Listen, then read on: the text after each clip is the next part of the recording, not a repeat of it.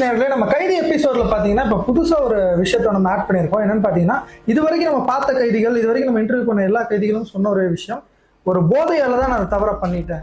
ஒரு போதையான கருப்பொருள் வந்து ஒரு மனுஷனோட மைண்டை மாத்தி அது என்ன மாதிரி தப்புக்கள் எல்லாம் பண்ண வைக்குதுன்னு பாத்தீங்கன்னா, திருட்டு, கொலை, கொள்ளை, கற்பழிப்பு, இந்த மாதிரி நிறைய பெரிய தவறுகளை வந்து செய்ய வச்சு அவங்களை சிறைக்கு செல்ல வச்சு அங்க தண்டனை அனுபவிச்சு அவங்க வாழ்க்கை, அவங்க குடும்பத்தார் வாழ்க்கை எல்லாத்தையுமே அழிக்கிற ஒரு சூழ்நிலை கொண்டு விடுது.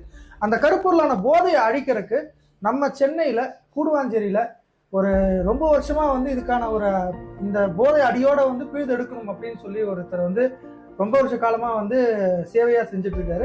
அவர் வேற யாரும் கிடையாது. அவர் யாருன்னு நீங்களே சொல்லிருங்க அர்ச்சனா. அவர் யாருன்னா, தமிழ்நாடு மதுபோதை மற்றும் மனநல மையங்கள் நலச்சங்கத்தோட தலைவர் டாக்டர் தேவராஜ் சார் தான் நம்ம கூட இருக்காரு. சார் வணக்கம் சார். வணக்கம். எப்படி இருக்கீங்க சார்? நல்லா இருக்கேங்க சார். இது ஒரு சேவையா வந்து இத்தனை வருஷமா செஞ்சுட்டு இருக்கீங்க. இந்த போதை அப்படிங்கிற விஷயத்த வந்து தவிர்க்கணும் அப்படின்னு சொல்லி நிறைய விஷயங்கள் பண்ணிட்டு இருக்கீங்க. இது எந்த காலகட்டத்தில் ஆரம்பிச்சீங்க? இது பாத்தீங்கன்னா 2007ல ஆரம்பிச்சேங்க. சரி சார். இது எனக்கு இதுக்கு முன்னாடி நான் ஒரு டி அடிக்ஷன்ல ஒரு சர்வீஸ் பண்ணிட்டு இருந்தேன் ஒரு 5 வருஷமா. அதுல இருந்த அனுபவம் தான்.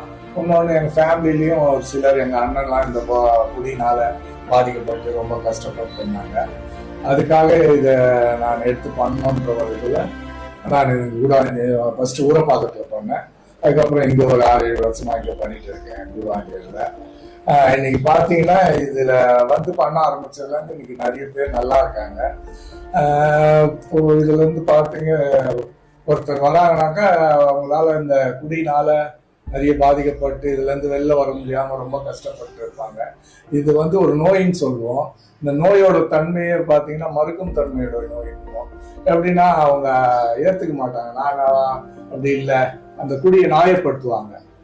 நியாயப்படுத்தி திரும்ப திரும்ப குடிக்கிறது, இது பண்றது, அதுக்காக எந்த லெவல் பண்ணாலும் போவாங்க.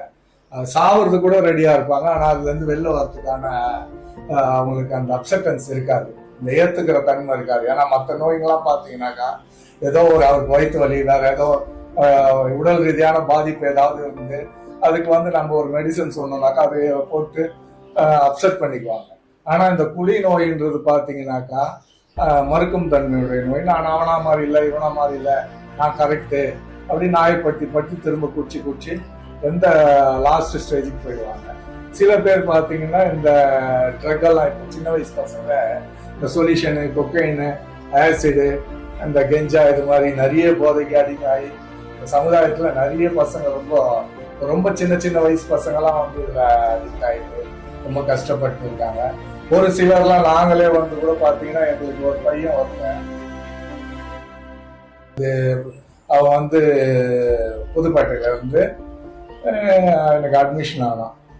அவனை வந்து ஜெயிலில் இருக்கான். ஜெயிலில் இருந்து அவனை பிக்கப் பண்ணோம், எங்களை பண்ண சொன்னாங்க. நாங்கள் அங்கே போயிட்டு அவங்க ஃபேமிலியும் வந்திருந்தாங்க. அவங்க ஃபேமிலியோட சப்போர்ட்ல அவனை கூட்டிட்டு வந்து இங்கே வச்சு ட்ரீட்மெண்ட் கொடுத்து இன்னைக்கு வெளில போயிட்டு அவன் ஒரு நல்ல ஒரு ஆட்டோமொபைல்ஸ் வச்சு இன்னைக்கு நல்லா இருக்காங்க.